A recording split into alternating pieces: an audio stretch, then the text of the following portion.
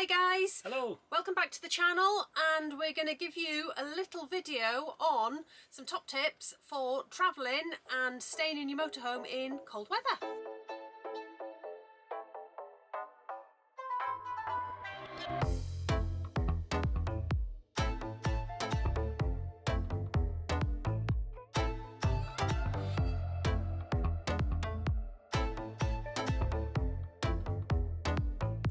So, let's get straight into it. Number one thing for cold weather, I'd say tyres. Tyres, keeping yourself safe on the road. When we bought the van we had Vanco CP, a very good tyre, but they were rock solid. They were inflate to 79 psi and they were like your granny's wheelchair. There was just no suspension or cushion, and of course completely unsuitable for the climates that we go to. So we knew we were coming across to Germany, France, Italy, and travelling through Europe, and a lot of those countries have a dedicated requirement at certain times of the year for snow tyres. So I opted to go for Michelin, and they are the 3-peak mountain snowflake tyres. Basically you've got a little logo, we'll put it on the screen with a snowflake in the middle, and that then says you're compliant with European regulations and safe to use them. You can also carry snow chains in socks. Some areas will require those at certain times of the year, but you know, you're really talking about completely going off the road, going up into the mountains. I've never experienced that. I won't let him do that. You've seen what it gets like. He's not allowed to do that. So yeah, we use those tyres, and one of the biggest pluses about them is that they're inflate to 65 psi. That's for this motorhome. It may be different for yours. You've got to check that out on Tyre Safe. But for us, it's an inflate to 65. It really does give a smoother ride, a lot softer, a lot quieter, and ultimately they are conditioned to use in the snow and ice. So how much did a set of those cost? A set of those was just under £600, and there was a deal with £60 cash back and free fitting. So you can pick what time of year is good to get them. I got mine in the summer. Purely and simply, I knew we were coming away. We always go into Europe. We go to the cold climates. We go to the hot climates. It doesn't matter. I would just say, get them fitted. It's job done. Okay, number two, water tanks. It's a big question. It's one we get asked quite a lot. How do we stop our water tank while we're in cold weather dumping the boiler? Because they're actually, you've got a safety setting to do that so that the pipes don't freeze. We have a German winterized van, which is fantastic, which means everything is fully wrapped and insulated, and it is lovely and cozy in here. Now the water tank, the way we've managed to deal with the fact that it will dump when it gets to a certain temperature is we've left the heating on tick over and the water the whole time. The whole time we've been away, even when we go out and leave the van, we leave it just on tick over, and that just prevents that happening. Yeah, it's a decent system on this one. It's got gas and electric, so you can run it primarily with either or gas with electric backup. But I tend to put the water on a low temperature to stop anything freezing up, and the heating is just set to 1, so there is just a gentle tick over whilst we're out. Yep. So if we're stood alone on gas, it's not going to use much, and even if it did, gas is in abundance over here. We're currently in Belgium, Germany, France. You won't fail to find it. No, and the whole time we've been away, 3 weeks, I think we've filled up at least 3-4 times, and we've spent a grand total of £37.71 on LPG, so I think that's a bargain. Which is about 37 litres, so roughly that's about 18 kilograms of gas as a comparison to back home when you exchange the bottles. Now some people might come out with blue bottles. Wouldn't recommend that. That's butane. You want the orange bottles, which are propane. They're far more conditioned to work in colder climates than butane. And the other thing as well, if you've got a death lefts, it's something I didn't realise, there's a little button on the control panel. It's got RES, and that turns on the tank heaters.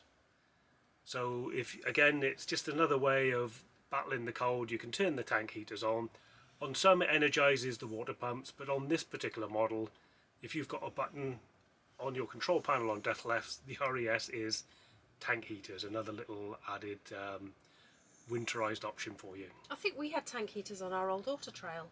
I think it did, yeah. Yeah, It's I'm sure it did. something you can use. You know, it does take electric to heat it, but nonetheless, I'd sooner have a little bit of electric compared to a split tank or pipes and so forth. Well worthy of that. Yeah. One thing to bear in mind, usually at this time of the year, you're not going to have the benefit of solar. So unless you're travelling long distances, keeping recharged is going to be a little bit more difficult. Now, we have stayed on more sites. In 3 weeks, we've stayed 8 nights on sites with electric hookup. That's quite unusual for us, but mainly because there's no solar and there's no real way of easily recharging everything in the van without having to drive miles and miles and miles. So bear that in mind. If you come away in the winter, you probably are not going to be able to be off-grid for as long as you are in the summer, unless you've got some super duper battery setup and that we haven't got. Yeah, and again, if you've got batteries, which is great, you will need to at one point recharge them, and that's the benefit. In Europe, you've got plenty of places where you can do so. Yeah. Another thing, insulation on the outside of the van, a silver screen or a polar screen. Now, we can't recommend these enough, and in fact, buying a polar screen for this van is one of the very first things we did when we got it. We drove up to Telford and they made one while we waited. They measured the van and made it. It was £280 and we couldn't be without it, could we? It's been fantastic on this trip. I mean, we've been in temperatures of, I think the coldest was -11. -11, and it really does work. You know, you can feel the temperature on the glass without it compared to with it. There's no condensation in the mornings. No. We've got curtains, we've got pull across blinds. You can add those if you want, but the silver screen really does work. When it's super cold, what we found is on a sort of normal cold night, it's fine. You just put the silver screen on or the polar screen on and it's fine. When it's really, really cold, the glass will start to feel cold and it starts to radiate into the van. So if you have curtains or blinds, just pull them round, and that's just that extra layer of insulation, but that will keep you toasty and warm, and we can't recommend them enough. Go and buy one. Go buy, yeah. You must not be without a polar screen or a silver screen. We love them. I don't know what you guys think, but let us know in the comments. And I would say you don't always have to go there to get it fitted. No, that's true. We only went because this van is a little bit different to others with its front end and so forth. There's not many of the Death Left i5s in the UK. Yeah, so they used us as a template. So if you got one, go to Polar Screens because they've got the template for this van. It's done. It's our van, so it'll be a perfect fit. But if you've got a van that they've already made, and great. They've made hundreds, so you can just order them online, no issue. And they're really good price. So go and have a look. I'll put a link on the screen now and into the description for Polar Screens.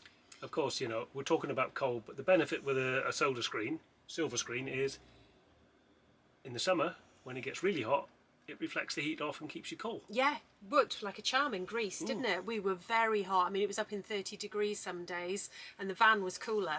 Definitely. So yeah, good bit of kit, wouldn't be without it, and it does fold up quite nicely. If it's wet, it goes in the shower. If it's dry, it goes in the back box. Yeah, it can drip off, but we use it every night irrespective. Yeah. What else? Can you guys think of anything else? Any top tips that we might have missed for travelling in your motorhome in the winter months? Yeah, well, the other thing as well that we also carry is the infrared panel. Oh, keeps us, now that's new, isn't it? We did that in a different vlog, but that really does keep us toasty warm, and it doesn't take an awful lot of electric. Yeah. That's been a really nice addition, hasn't it?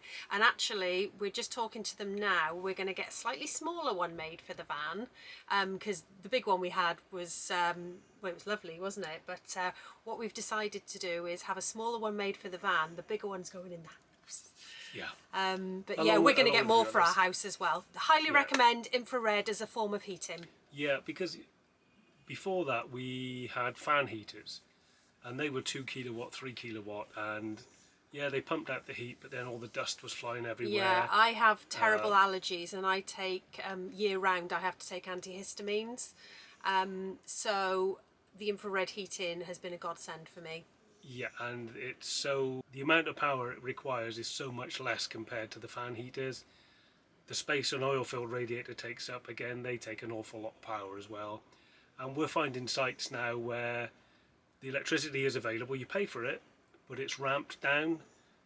You know, sometimes if you've got a power hungry 3 kilowatt heater, fan or oil, you will trip it. So they become then redundant. The infrared heaters that we carry are really good. Yeah. Here's something, it's not a tip, it's something to consider when you are travelling in winter in Europe.